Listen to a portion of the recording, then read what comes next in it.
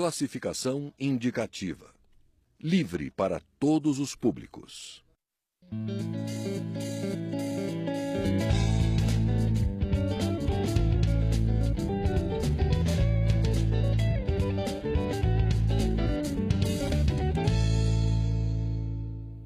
Olá!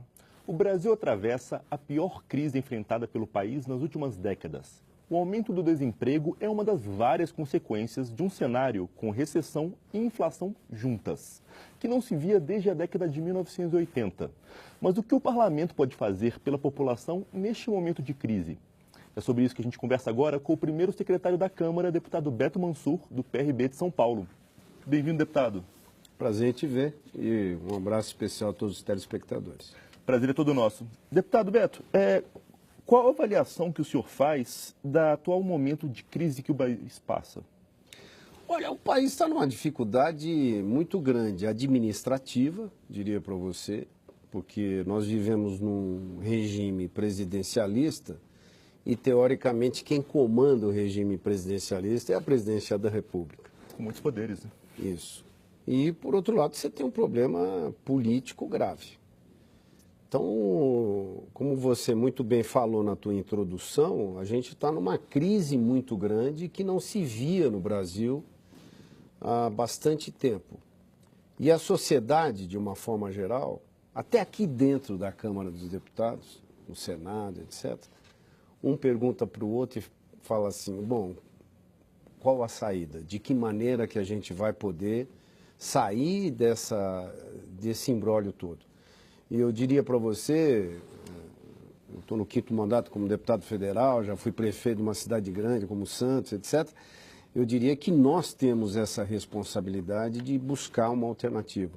Lógico que você tem um problema de envolvimento hoje da classe política, de parte do empresariado brasileiro, né, nesse denuncismo todo e nessas questões que envolvem aí Lava Jato e etc., mas, por outro lado, nós temos que achar uma solução para que a gente possa retomar o crescimento do país, manter o emprego que existe, gerar mais emprego, porque a situação está muito difícil. Secretário, aparentemente o governo está paralisado, ele até está tentando fazer alguns passos agora, né, propor algumas reformas, mas a gente viu ele paralisado em 2015. O parlamento pode ter um papel mais de protagonista nesse combate à crise? Eu acho que sim.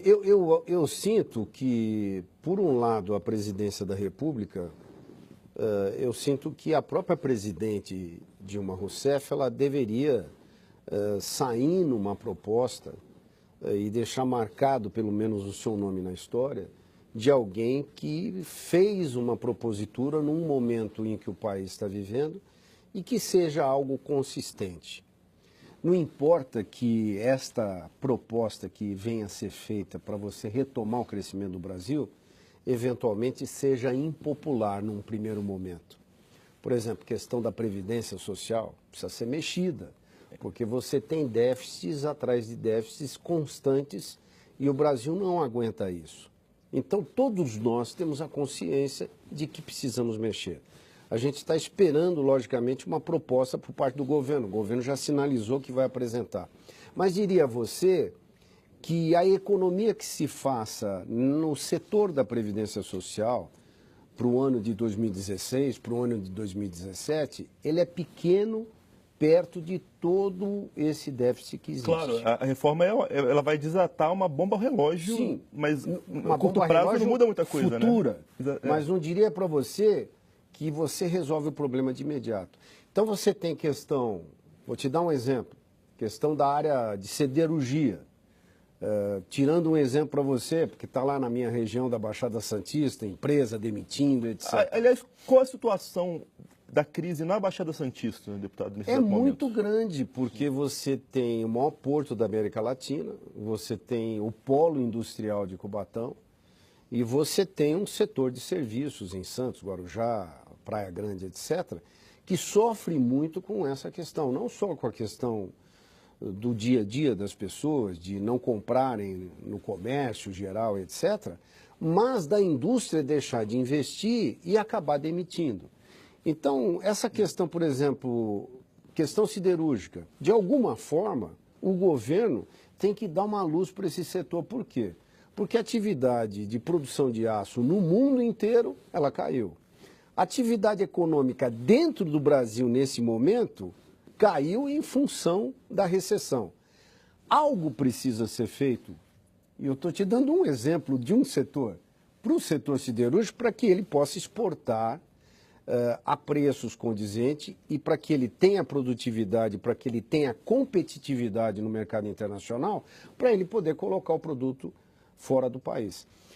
Então, eu digo a você que eu acho que nós precisamos ter um foco na produtividade em qualquer setor do país, e aí diria para você que toca muito a questão que envolve relação capital-trabalho. Se você me perguntar, Beto, o que você precisa mexer de imediato, qual é a sua proposta? Eu mexo na CLT. Eu acho que essa relação entre empregado e empregador, coisa que muitas vezes os partidos de esquerda aqui dentro do Congresso têm ojeriza de mexer, eu acho que não. Se você pegar, por exemplo, o país que é mais rico do planeta, que é os Estados Unidos, nem justiça do trabalho tem lá, e nem lei trabalhista tem. A relação é a empresa com o empregado. E eu não vejo grandes problemas com relação a isso, até porque o nível salarial lá é alto e as pessoas trabalham. Então, eu sinto que as amarras na economia brasileira, em função da legislação que foi aprovada desde 88, desde a Constituição, a gente tem um país muito, muito seguro, sem produtividade, sem condições de competitividade em nível internacional. Então, eu sinto que a gente precisa de um grande plano. Previdência é importante, é importantíssima, mas eu acho que a gente precisa de um grande plano agora. Uma reforma trabalhista. Uma reforma trabalhista, mexer em determinados setores, como eu citei para você, siderurgia, mas você tem que mexer no comércio, você tem que mexer na indústria automobilística, você tem que mexer nos diversos setores de produção e a gente procurar incentivar e não esquecer do setor agrícola, que na verdade é o setor brasileiro que tem produtividade, que de alguma maneira... menos com a crise, né? Mas de alguma maneira está segurando o piano nesse momento. Claro. Então, nós precisamos ter esse tipo de projeto na minha visão. O senhor sabe, como ninguém, né, deputado, que existem milhares de projetos em tramitação na casa. Quais que o senhor visualiza que poderiam ser uma resposta rápida da instituição do parlamento para a sociedade quanto a essa questão trabalhista, quanto à crise? Eu acho que, na minha opinião, o ministro do Planejamento, o ministro da Fazenda, a própria presidência da República pilotando uma proposta como essa, eu acho que o nosso foco, diria para você, que é a produtividade. Aquele famoso custo Brasil. Isso. Quando eu te digo produtividade, você vai mexer relação capital-trabalho, você vai mexer com o juro das empresas, você vai mexer com importação e exportação de máquinas e de serviços. Então você acaba mexendo de tal maneira no país, coisa que outros países fizeram em outras épocas e deu certo, por que não dará certo no Brasil? Então eu diria para você que nós temos que ter um foco na produtividade, ou seja, na produção de bens e serviços no menor custo possível, para que a gente possa vender dentro do mercado nacional, que tem um grande mercado consumidor, e você ter possibilidade de ter competitividade em nível internacional. Então eu acho que, resumindo para você, lógico que você tem uma série de projetos aí, mas resumindo a você é isso. Não dá para, vamos pensar, mandato passado da Presidente da República falou assim, vou baixar aí a tarifa de energia, podem comprar equipamentos que a gente vai estar aí baixando a tarifa, está baixo. Depois ela aumentou muito mais. Aí vai no 6 meses, 7 meses depois, dá um impacto muito grande. Essas coisas que acontecem no Brasil, que acontece junto ao empresariado, isso é muito ruim, porque...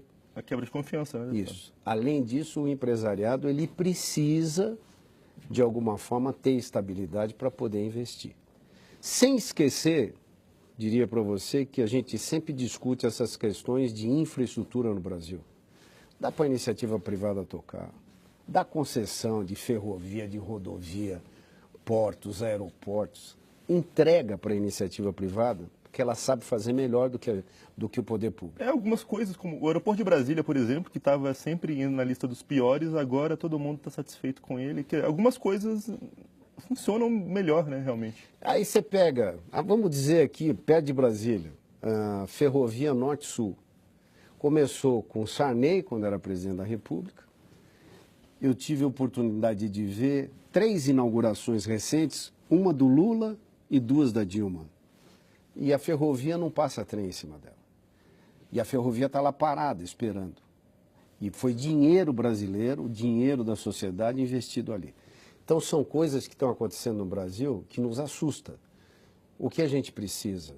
Ter um marco regulatório para o setor ferroviário, ter um marco regulatório para o setor de rodovias e entregar para a iniciativa privada para ela, com um contrato bem firmado. Logicamente que o governo vai receber um dinheiro, e eu acho isso muito positivo, mas muitas vezes o governo quer ser leão no recebimento desse dinheiro, numa concessão e etc., que não aparecem concorrentes.